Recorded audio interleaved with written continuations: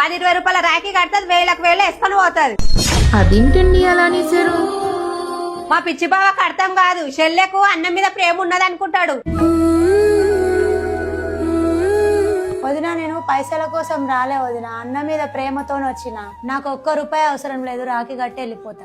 అట్లనే అంటావు, సాటుగా తీసుకుంటావేమో, నాకేం తెలుసు. తను బాధపడతారని కూడా చూడకుండా డైరెక్ట్ గా అనేస్తున్నారేంటండి బాబు? సరే నేను రాఖీ కూడా కట్టా.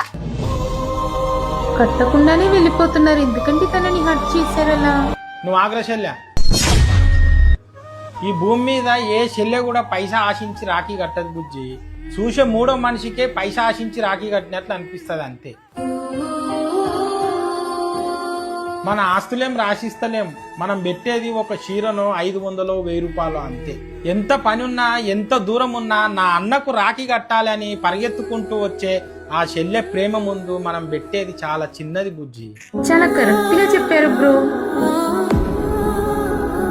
అన్నతోని ఎన్ని కొట్లాటలున్నా ఎన్ని విభేదాలున్నా ఏడాది మొత్తం మాట్లాడకపోయినా రాఖీ పండుగను గుర్తుపెట్టుకొని మరీ వచ్చే చెల్లెళ్ళ ప్రేమ ముందు మనం పెట్టేది ఎంత బుజ్జి.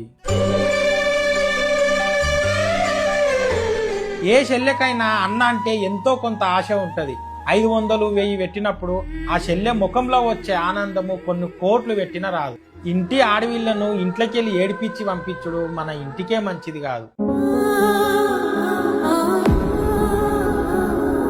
వదిన తెలుసో తెలియకో ఏదో ఒక మాట అంటే ఈ అన్నకు రాఖీ కట్టకుండా పోతావా అరశల్య?